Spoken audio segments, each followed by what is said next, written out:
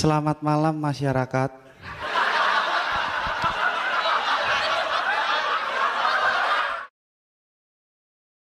Teman-teman, perkenalkan nama saya Nurul Hadijah. Di sini saya akan mereview aplikasi bernama Siapik.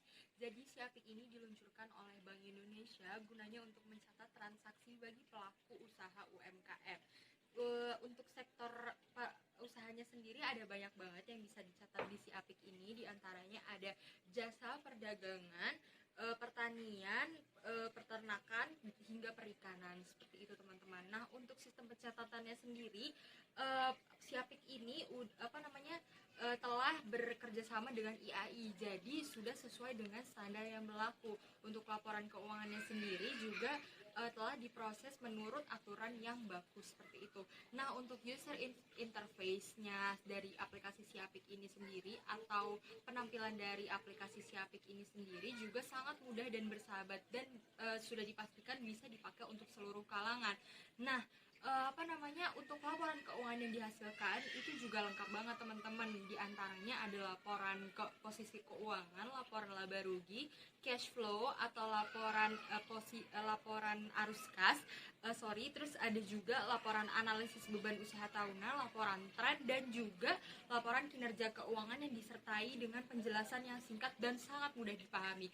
Untuk Siapik ini sendiri kalian bisa banget pakai di handphone kalian masing-masing. Jadi untuk Android user ataupun Apple user bisa memakainya. Kalian tinggal download aja di App Store ataupun Play Store. Kalian tinggal ketik Siapik, nanti akan muncul di paling atas kayak gitu seperti ini. Saya kemarin kebetulan aku udah download. Oke, nah kayak gitu nanti kalian tinggal input aja usaha kalian, nama dan sebagainya. Kemudian langsung aja deh bisa dicatat di situ dan akan dihasilkan laporan keuangannya gitu. Silakan dipergunakan secara baik-baik. Bismillahirrahmanirrahim. Assalamualaikum warahmatullahi wabarakatuh. Baiklah, saya Irma Fitriyanti. Di sini saya akan menjelaskan bagaimana itu kemudahan-kemudahan dalam menggunakan aplikasi Siapik. Nah, aplikasi Siapik ini sendiri adalah aplikasi yang diluncurkan oleh Bank Indonesia yang telah bekerja sama dengan IAI. Karena Siapik ini telah bekerja sama dengan IAI, maka standar yang digunakan oleh Siapik sudah sesuai dengan ketetapan-ketetapan yang ada di IAI sendiri. Oke, di sini saya akan menjelaskan bagaimana kemudahan dalam menggunakan Siapik. Yang pertama, ada kemudahan dalam menggunakan Siapik adalah Siapik ini dapat digunakan di Android teman-teman semua. Nah, sebelum itu teman-teman bisa mendownloadnya di aplikasi Play Store di Android teman-teman.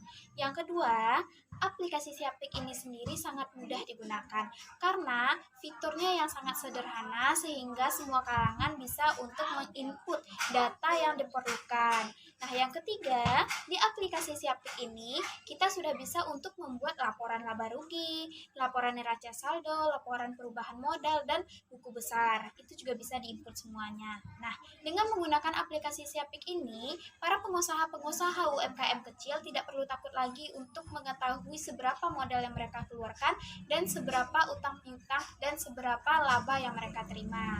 Nah, mungkin teman-teman sekianlah kemudahan-kemudahan yang dapat digunakan untuk menggunakan aplikasi Siapik.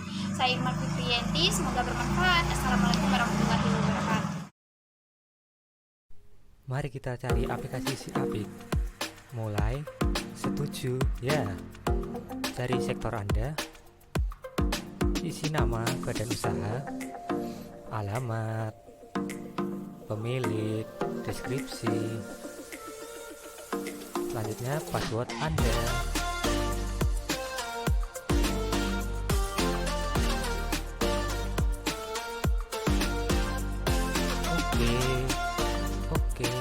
Oke. Langsung dilihat tampilannya. Kita isi stoknya, itu ada petunjuk. Yuk, tulis nama barang Anda. Sobat anti galau, barang terpopuler. Yuk, tulis harga. Oke, stoknya. Oke, simpan.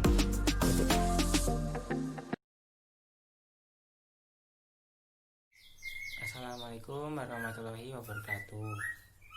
Saya Ramadhin Putra Aulia, NIM 27, akan menjelaskan mengenai perbandingan aplikasi Siapik dengan aplikasi Mayop. Yang pertama, aplikasi Siapik pada saat awal input data, kita disuruh untuk memilih jenis usaha atau sektor usaha yang kita punya. Jadi, aplikasi Siapik menerapkan pengkategorisasian usaha agar data usaha yang didapat lebih terstruktur dan lebih jelas. Usaha yang kita pilih harus sesuai dengan gambaran atau fakta di lapangan usaha tersebut. Sektor usaha yang kita bisa pilih antara lain sektor usaha jasa, sektor usaha perdagangan, sektor usaha manufaktur, dan sektor usaha pertanian.